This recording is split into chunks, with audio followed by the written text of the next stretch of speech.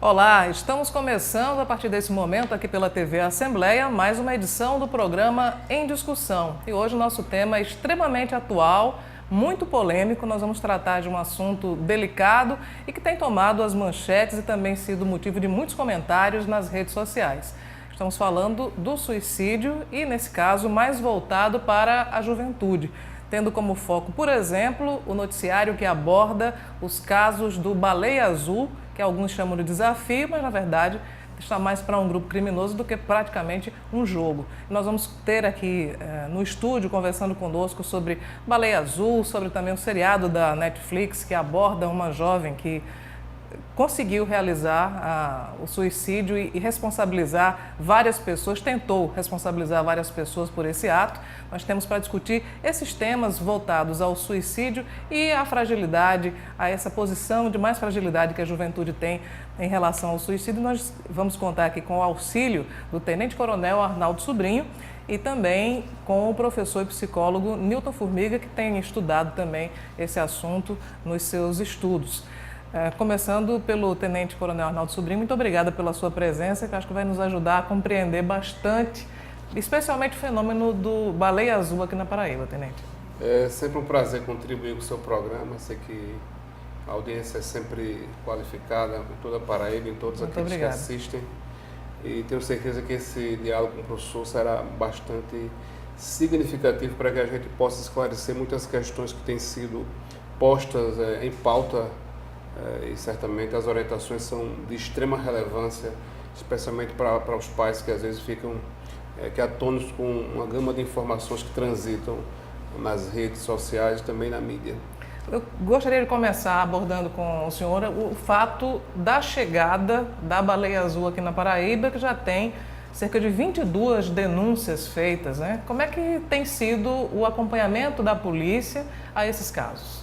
Olha, é uma temática que pode parecer estranho para muitos, até porque não é muito comum que a própria Polícia Militar intervenha nessas situações que envolvem estas questões pontuais de crimes e internet. Mas há uma questão específica da minha participação em alguns eventos e fóruns internacionais que acabam atraindo essa, vamos dizer assim, diligência, especialmente no sentido de fazer o alerta para a população com relação a estes riscos. Foi assim que aconteceu há alguns dias com a questão do Pokémon Go, que foi uma febre no começo do ano, e agora com essa chamada desafio da Baleia Azul, de origem russa, e a toda essa questão colocada, e daí os alertas que foram feitos com relação aos pais a observarem mais essa dinâmica dos filhos, e especialmente adolescentes, nessas questões de conteúdo de internet. E aí já há realmente esses 22 casos registrados, que estão, obviamente, sendo tratados de um modo mais pontual com relação à vericidade de muitas informações que foram passadas, e no que compete à Polícia Militar, especialmente nessa parte preliminar, muito mais na questão de produção de relatórios, de formulação de indícios, e já houve, inclusive... E há muitos indícios? Muitos e fortes. Então, o que nos competia foi a produzir esses relatórios, sistematizá-los. E aí houve o compartilhamento tanto com a Polícia Civil como com a Polícia Federal, porque eles detêm essa competência mais específica e jurídica com relação à atuação. Nós não podemos falar de nomes, obviamente, mas eu queria que o senhor pudesse detalhar para o nosso telespectador o relato de algum pai, alguma mãe, que possa ser ilustrativo para quem nos acompanha em casa, se de repente identifica no filho, enfim, em um jovem da família, um comportamento parecido. Essas questões me chegaram de um modo muito aparentemente sem sentido, e aí pela própria experiência de lidar em várias situações que já haviam sido registradas em outras ameaças virtuais, como a gente costuma dizer, acabou que aos poucos a coisa sendo montada no quebra-cabeça, fizemos o alerta número 1, depois o alerta número 2, os casos reais e pedidos de ajuda começaram a aportar de modo mais significativo. E aí, com o diálogo estabelecido com os pais e também com esses jovens que estavam participando do desafio, nós chegamos à conclusão justamente dessas situações postas, né? Pontualmente. Situação de isolamento desse adolescente, situações de mostrar certas partes do corpo em que eram possíveis e onde foram encontradas mutilações características. Quer dizer, o jogo tem várias etapas. Isso, e uma delas exatamente. É se cortar. O que se costuma apurar na internet são 50 desafios, e muitos desses jovens já estavam com mutilações no corpo, né, que diz respeito a algumas fases desse desafio. E outros já estariam participando de situações mais graves de exposição, como subir em sacada de prédio, teto de escola. E eles têm que filmar essa atitude para provar aos curadores, que são uma espécie de chefes do jogo. Mas eu não gosto nem de chamar de jogo, porque jogo parece uma coisa mais pueril, mais simples, mais inocente, e não tem nada de inocente nessa história, né? Na verdade, essas questões pontuais, elas dizem respeito aqui a provar que realmente aquela situação imposta para avançar para um nível seguinte, ela foi vencida. E a prova é através de foto, vídeo, imagem, enfim, como assim esses supostos curadores colocam como sendo algo que tem que ser feito. E as mães relataram justamente esse comportamento, de isolamento do filho, de marcas nos braços, antebraços, de comportamento aparentemente sem sentido, de acordar de madrugada, ou subir na varanda do prédio e ficar pendurado filmando, é coisa incomum. Bastante. Então esse apanhado que nós fizemos, com muitas provas de mutilações, foi consolidado no relatório, e aí fizemos esse compartilhamento dessas informações, porque obviamente há necessidade de toda a ajuda dos órgãos de segurança envolvidos. Professor Newton Formiga, seja bem-vindo também aqui ao Em Discussão. Eu queria que o senhor nos ajudasse também a entender, parece meio chocante, né, que na juventude tantas pessoas se sintam compelidas a participar de um desafio, entre aspas, desse tipo. O que é que leva o jovem a entrar em um grupo desse, como o Baleia Azul? Bom, primeiro eu agradeço a oportunidade, é a segunda vez e o único canal que discute o suicídio. Tivemos essa oportunidade de outros momentos. Nós tivemos com o professor Newton Formiga no programa Impressões, foi um programa especial dedicado apenas à questão do suicídio. E isso é extremamente importante e eu acho que a sociedade tem que agradecer essa oportunidade. Pelas informações que o Tenente Coronel passou, é assustador, é algo realmente impressionante a situação que ocorre. É interessante porque as pesquisas que eu tenho desenvolvido sobre estas variáveis, ela tem uma tem mais de 5 anos e outra tem menos de 1 ano, e pelo que ele relata e pelo que você coloca aí, eu já havia encontrado resultados que poderiam dar em algo nesta direção, mas não na especificidade, como por exemplo, há 5 anos atrás eu estudei tipos de lazer, tipos de diversão que os jovens têm e qual a relação com o suposto delituosidade, tá? Então, adolescentes com hábitos de lazer, que a gente chamava de hedonista, que busca seu próprio prazer, quer sentir de uma forma individual a sua própria satisfação, teve uma relação e uma frequência muito alta sobre possíveis comportamentos delituosos. E isso faz uma associação muito grande com isso que está relatando. Exemplos de lazer hedonista. Hedonista, eu quero me divertir do meu modo, do meu jeito, sem ninguém interferir, quero sentir o meu próprio prazer. Exemplo de lazer hedonista. Vou para a festa e não dou satisfação a ninguém. Tá? Quero curtir a minha vida do jeito que eu quero, porque é assim que eu me divirto. Então, esse tipo, festas, relatos de encontro de grupos, não dá satisfação com quem está andando, porque gosta de viver assim, sentir a experiência flor da pele e tal. Então, alguns tipos de diversões que mantêm um grau muito próximo e de bastante risco a isso. Baleia Azul é uma dessas características. Por quê? Porque ele por si tem um lado que me preocupa muito, é a falta de atenção e até mesmo a falta de... a gente coloca essa palavra, algumas pessoas não gostam, mas eu acho que é extremamente necessário. A falta de controle ou de norma de poder dos próprios pais sobre a própria dinâmica do filho. Você mora numa casa, no seu quarto, o filho tem o seu quarto, a sua sala, e você não pode adentrar o quarto do filho justificado sob o período de privacidade. Quer dizer, o Baleia Azul é algo que eu fico até muito satisfeito, muito feliz pela atuação da polícia em saber que está tendo uma busca de controle sobre esse tipo de comportamento. Por exemplo, eu não acharia estranho se de repente uma determinada criança, com esse relato que eu vou falar agora, acontecesse o seguir o Baleia Azul. Por exemplo, certo dia eu estava escutando no burburinho de escolas e tal, uma mãe dizendo que não sabia mais o que fazer com o filho, porque no momento em que ela pedia para ele desligar o jogo, ele não desligava, ela teve que desligar a chave geral da casa. E quantos anos tinha essa criatura? 11 para 12 anos. Eu fiquei impressionado. A senhora precisa desligar a chave geral da sua casa para seu filho deixar de jogar. Então, é uma criança que estaria suscetível a essa situação. Porque para ela não tem a ideia do limite, a ideia do que eu chamo do processo de convencionalidade moral. Isto é, eu não vou fazer isso porque eu vou me prejudicar. Se não tem isso, é porque na própria dinâmica interna da família, isso não é socializado. Porque a norma, antes de tudo, ela é necessária para um controle da sociedade. Ela é vertical. O não fazer é não fazer mesmo.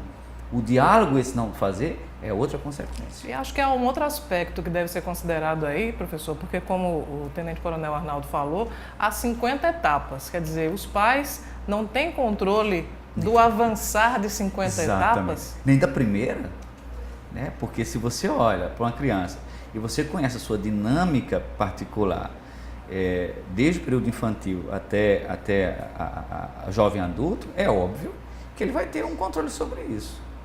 Isso me espanta, né? Você acha possível que, de alguma maneira, o pai ou a mãe não consigam perceber? Ou seria negligência, enfim? Eu não digo nem negligência. Eu acho que talvez seja uma palavra muito forte, mas eu vou dizer incompetência afetiva. Eles são incompetentes afetivamente. Porque, na medida em que o filho tem um afastamento, existe também um nível justamente de falta de competência afetiva. O trazer para perto, o grau da confiança, o grau da fidelidade, o grau da própria capacidade de confiar sobre o que está passando. Não são os segredos, são as particularidades. É dizer assim, olha, tem alguma coisa que a gente tem que conversar. E bater na mesa e dizer, vamos lá, conversar, o que está acontecendo? A gente vive uma sociedade hoje sob um princípio de individualista, que dentro da sua casa você faz o que você quer sem nenhum controle dos pais. Eu não estou sendo rígido, não quero ser rígido, nem quero ser moralista. O que eu estou querendo trazer à tona é o retorno ao processo socializador de uma formação moral. E acho que também a questão dos papéis definidos. O pai e a mãe estão em um papel e os filhos em outro, mas normalmente se confunde, né? Parece que o pai e a mãe eles vivem mais como amigos dos filhos do que propriamente como pai e mãe, né? Com uma responsabilidade superior. Certo dia eu ouvi um comentário de uma pessoa nesses divulgadores de vídeo e que o pai fazia esse tipo de reclamação. E ele disse para o pai, eu posso ser honesto com você? Rapaz, você está sendo um pai moleque. Né? Você não está conseguindo assumir a sua capacidade paterna do controle do seu filho. Onde seu filho com 15 anos manda você fazer alguma coisa, é necessário colocar, literalmente como você fala, as definições de papéis na dinâmica familiar é extremamente expressiva e necessária. Porque senão você não consegue respeitar, Tenente Coronel, veja se concorda, não respeita o pai, não vai respeitar a polícia, não vai respeitar a igreja, não vai respeitar os professores. Isso é uma sequência. A polícia ele vai ter que respeitar porque senão vai preso. Senão vai preso. E há muitos acionamentos nesse sentido de os pais que perdem um certo controle e acham que vou chamar a polícia que isso é resgate da autoridade.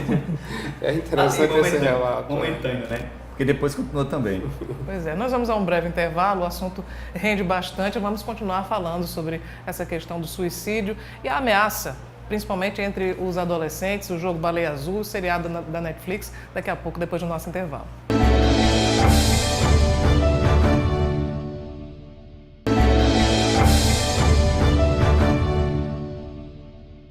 Estamos de volta com o programa Em Discussão. Hoje o tema é polêmico, é em relação ao suicídio e principalmente voltado para a juventude e os adolescentes a partir do fenômeno Baleia Azul.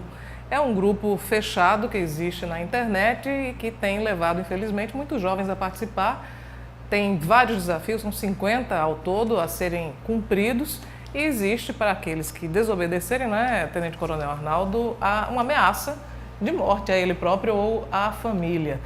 Como é que se dá? Esse tipo de ameaça é feito no Facebook, é feito no WhatsApp? E como é que se faz, por exemplo, para acompanhar as ocorrências, já que é também um grupo fechado? O que nós conseguimos apurar em relação a alguns aspectos que são comuns ou que foram comuns nos relatos com pais e também com esses adolescentes, é uma faixa etária de uma espécie de grupo de risco, entre faixa etária de 12 até 15 anos, mais concentrado nessa faixa etária. E a gente percebe que uma boa parte procura esse desafio por curiosidade, ou alguns movimentos também o contrário, de informações que estão acessíveis na internet. E daí esse alerta com relação a você mãe, você pai que tem seu filho, não permita que eles disponibilizem número de telefone nem nas redes sociais como um todo. A gente percebeu também pessoas que estavam adicionando esses números aleatoriamente captados nas redes sociais, desses adolescentes. Então cria-se o grupo, a pessoa é posta e ela não tem como sair, por curiosidade procura ver como é, e acaba sendo que compelida a permanecer na atividade, no desafio, sob pena dessas ameaças que a gente sabe que são blefes, que são impostos para que esse adolescente não deixe o jogo. E aí, via de regra, ele acaba permanecendo. Alguns deles, não suportando mais a pressão, procuram sim a ajuda do pai ou da mãe. Ainda, pelo menos, a gente acredita nesse momento, apesar de mutilações já terem sido verificadas, quando os desafios partem para outras situações mais graves, exatamente, então ele acaba aqui chegando atrás de suporte da mãe ou do pai ou de alguém próximo, familiar. Já tivemos também situações de procurar o próprio suporte na própria escola. Então essa é uma conjuntura de situações, são postas e ameaças, vão desde ameaças aos parentes, ameaças à própria pessoa que está jogando, participando do desafio.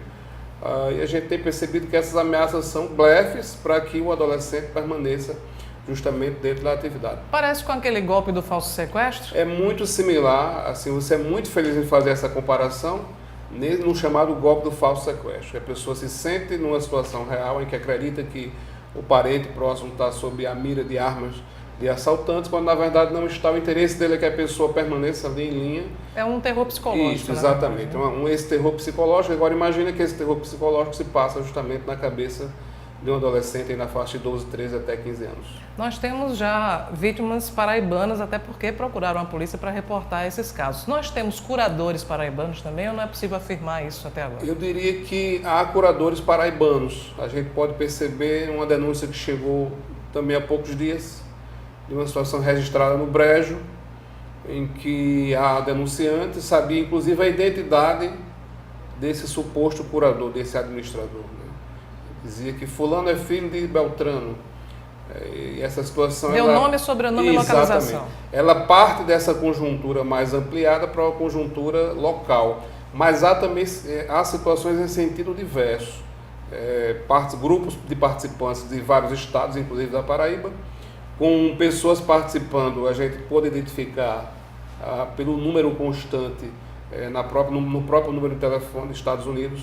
E mais recentemente também chegaram denúncias de integrantes da Rússia, a busca que foi feita pelo número telefônico constante nesses grupos. Aí a coisa começa já a tomar uma dimensão internacional, transnacional, como costumo chamar, dentro dessa perspectiva. Na Rússia, aliás, foi onde surgiu o Baleia Azul e já teve várias pessoas presas, inclusive. Né? Na Rússia, há esse registro da coisa posta como uma falsa notícia para, vamos dizer assim, inflar determinado rede social, e acabou que se disseminando pela Europa com um número maior de vítimas na própria Rússia.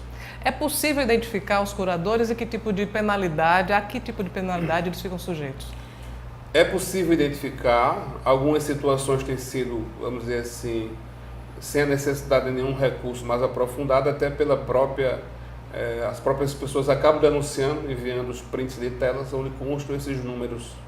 No Facebook há também perfis falsos que estão utilizando, de modo que uma ação mais enérgica e se requer um aparato maior, medidas judiciais, inclusive, para fazer a captura desses dados telemados. É possível sim, e por enquanto não temos notícia de pessoas identificadas, mas está próximo.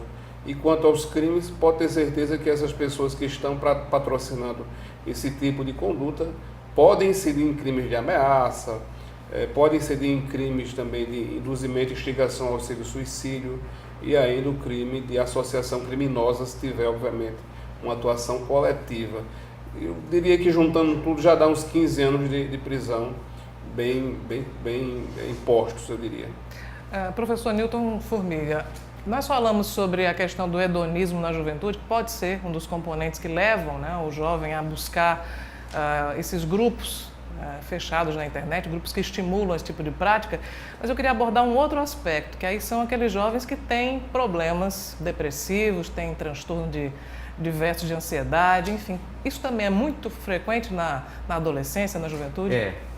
É muito frequente. E essa faixa etária que o tenente colocou é uma faixa de risco também sobre o processo da própria questão de identidade grupal, relações interpessoais, uma maior socialização na escola, processos de competitividade e tudo, né?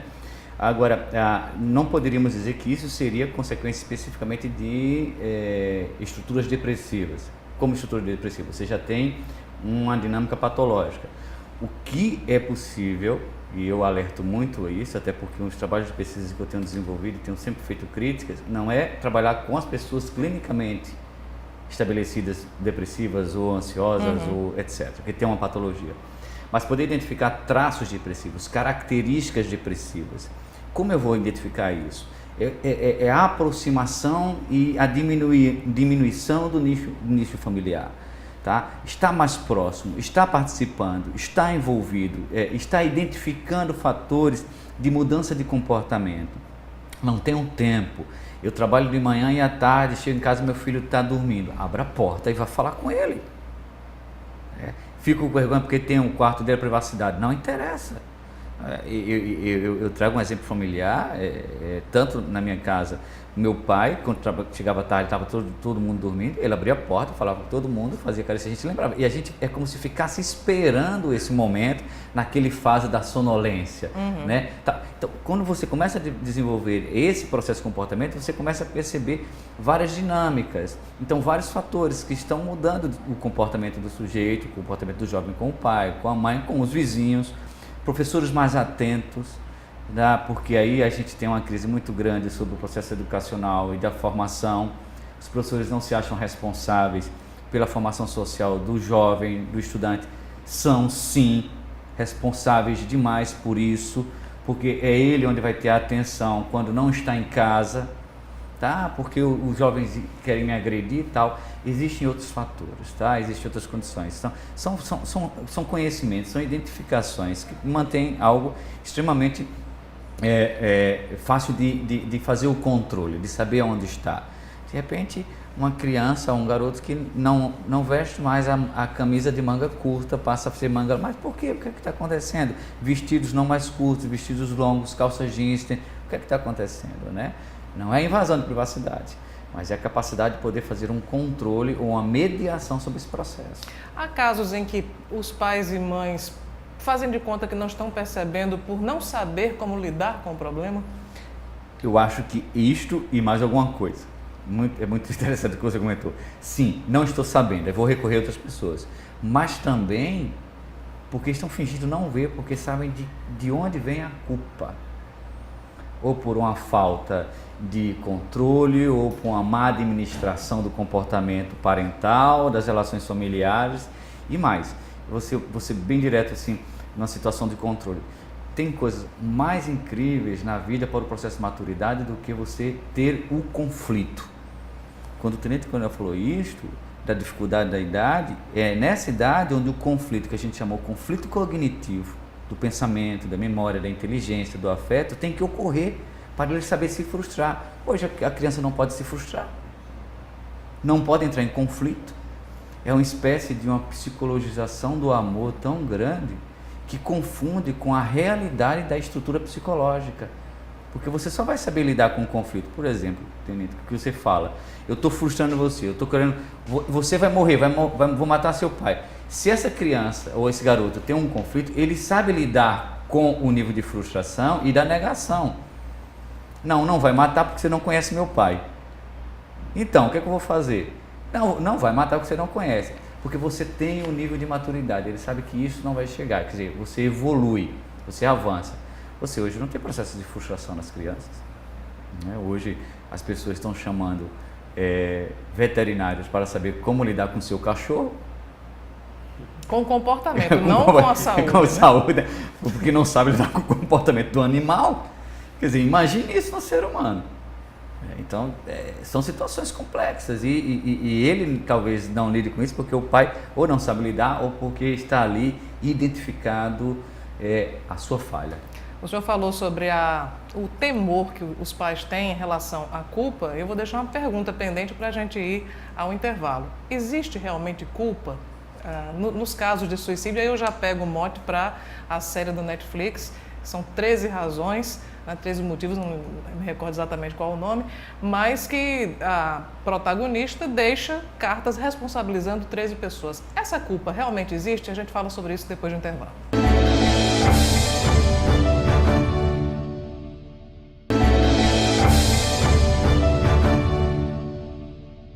Estamos de volta com o Em Discussão, abordando hoje o suicídio entre jovens a partir dos fenômenos mais recentes, que são o grupo Baleia Azul nas redes sociais e também uma série no Netflix que aborda também essa mesma temática. Eu deixei uma pergunta pendente, principalmente para o professor Newton Formiga, né? Existe culpa, isso já levando em consideração que a personagem principal da série do Netflix, ela deixa uma série de mensagens para pessoas que ela, de certa forma, responsabiliza, né, pela própria morte, que foi uma morte auto-infligida, né? Essa culpa existe? Na percepção dela, sim, tá? Mas até na porque, realidade? Na realidade, eu não acredito que essa culpa é unilateral. Tá? Na verdade, eu não acredito que nada na sociedade seja unilateral. Tá? É uma construção sob via de mão dupla, é psicossociológico. Tá? Os fatores de culpabilidade, elas são reconhecidos a partir do momento em que eu sei aonde eu falhei. Então, aonde eu falhei? E aí você pega hoje pessoas que estão tendenciosas cada vez mais ao isolamento. Eu geralmente, quando eu trabalho sobre esse tema com meus alunos, eu faço uma pergunta bem clara, bem parecida essa que você falou. Até que ponto você chegou até a pessoa para pedir desculpa pela mágoa provocada? Um ou outro. 50, 60, 70 alunos, um ou outro. Diz, não, porque eles começam sempre a culpabilizar o outro. Porque ele não deu oportunidade. Mas por que você não foi? Não, porque eu me senti humilhado. Mas por que você não foi?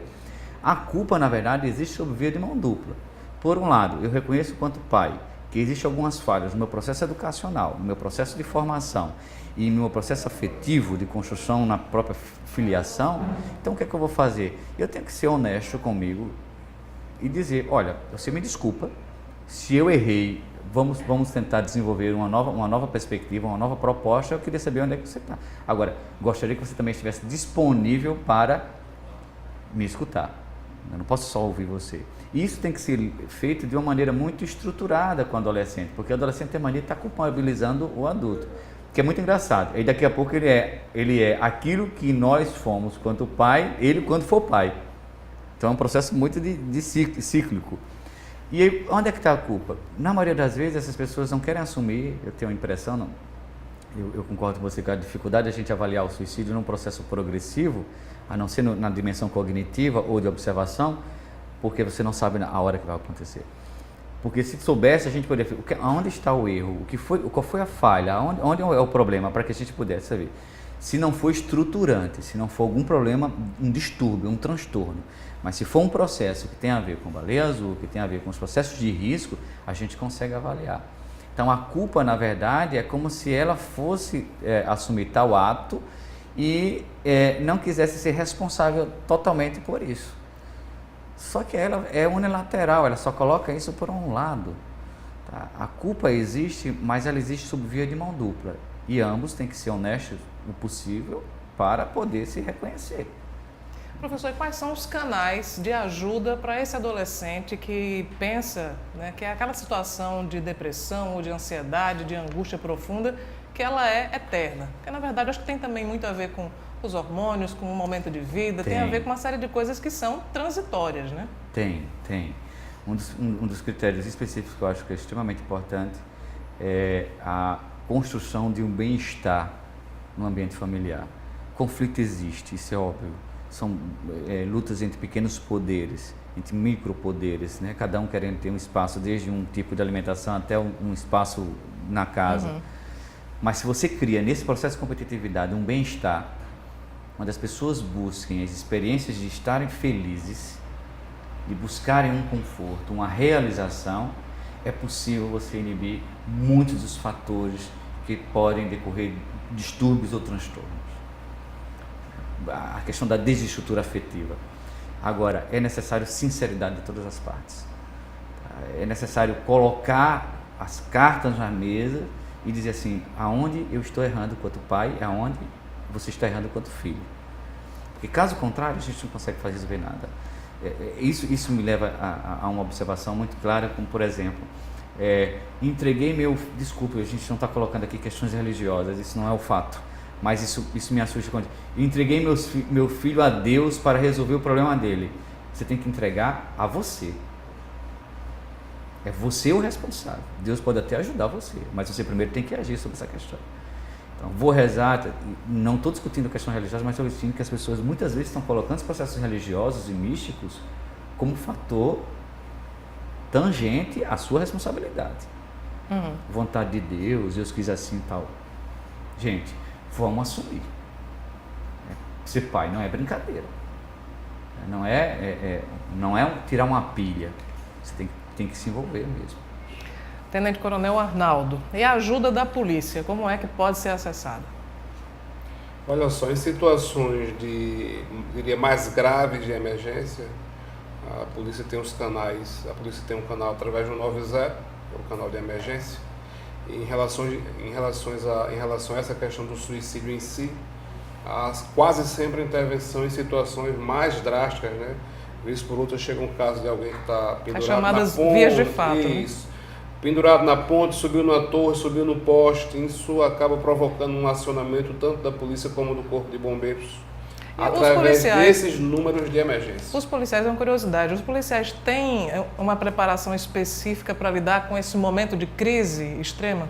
Há toda uma necessidade específica para lidar, é uma situação de crise em si, em que o foco maior da polícia é proteger a vida, e aí haverá toda a negociação para que justamente cada pessoa possa não consumar o ato mais drástico, que é justamente cometer o suicídio. Então, via de regra, a gente tem registrado situações de alguém que subiu no poste, alguém que subiu numa torre muito alta, alguém que está pendurado na ponte, pessoas que vão se jogando em frente aos carros nas vias. Então, esse é o atendimento emergencial. Nesses casos pontuais da baleia azul, há necessidade de que a pessoa possa fazer um registro de um BO na delegacia, que possa procurar um apoio, especialmente psicológico, para esse adolescente, já que há necessidade até mesmo de um tratamento por conta dos traumas desse tipo de episódio. E acho que é o encaminhamento nessa linha. E a Polícia Militar também tem atuado de um modo muito forte, junto com a Associação Internacional de Prevenção e Combate ao Crime Cibernético, com relação às palestras preventivas em escolas, que têm sido extremamente positivas, especialmente como uma ação no sentido de evitar que essas situações possam se concretizar. E é esse grande alerta que é, obviamente, a grande marca, o grande registro que faz com que a gente possa, todos juntos e emanados, amenizar e, pelo menos, tornar esse mal da baleia azul de modo a não fazer mais vítimas. Há pessoas que ligam para o 190 quando, por exemplo, tentam ligar para o Centro de Valorização da Vida, o CVV, e não conseguem? Há vários registros de situações de pessoas que ligam, que assim, perdem o sentido da vida, porque é uma palavra, e quase sempre os policiais que estão ali no atendimento, no teleatendimento, seja do 90 ou do 93, acabam que atuando meio que como psicólogos, no sentido de demover a pessoa dessa ideia de praticar tais atos, especialmente procurar o apoio na família, que é essencial nesses momentos mais difíceis. Eu queria concluir essa nossa conversa com uma palavra do professor Milton Formiga, que também é psicólogo, sobre o papel do CVV. E eu me lembro de ter lido um determinado trecho de que um pensador, um estudioso sobre o suicídio, dizia que muitas vezes a pessoa pensa em dar cabo da própria vida, não exatamente por causa da depressão, mas a depressão já chega porque ele não se sente pertencendo a um grupo que para ele é muito caro. E aí me parece que o CVV ele acaba surtindo esse efeito de demonstrar de alguma forma pela escuta do cidadão ou da cidadã que passa por problemas de que ele é importante para alguém, né? Tem essa conotação? Tem, eu acho extremamente importante o CVV por esse espaço social que é dado. Tá?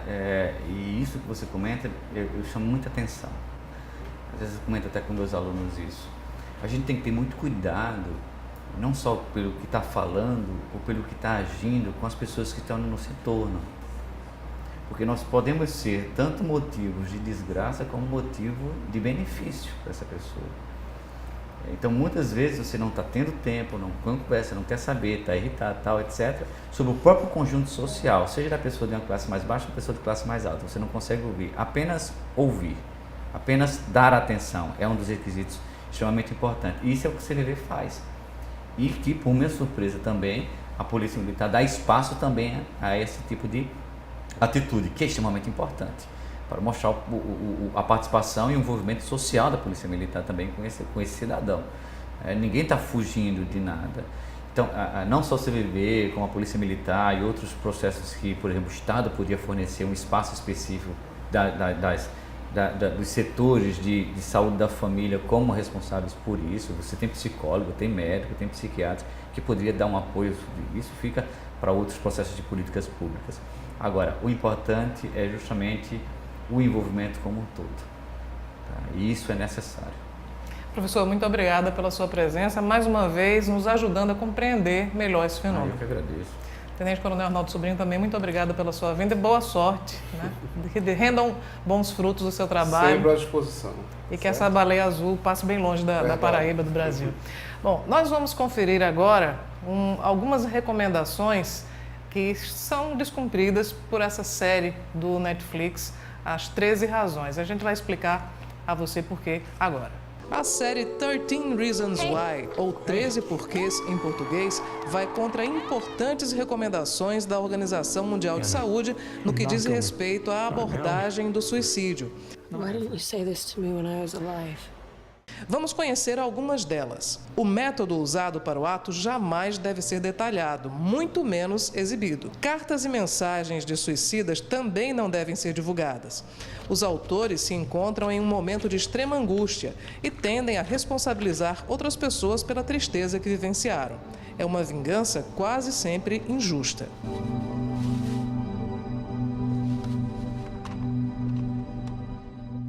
A protagonista, Hannah Baker, é uma adolescente, faixa etária na qual os índices de problemas semelhantes costumam ser altos.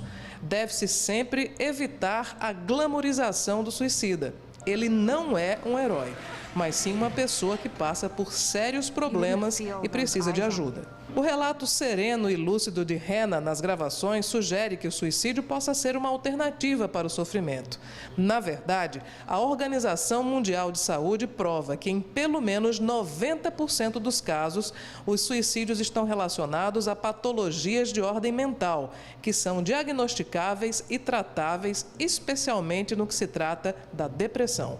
13 Porquês reforça em diversos aspectos o perigo do contágio do suicídio. Desde 1774, quando Goethe publicou o romance Os Sofrimentos do Jovem Werther, em que o protagonista se mata por causa de uma desilusão amorosa, evita-se romantizar o tema para que outras pessoas não se sintam estimuladas a repetir o mesmo ato.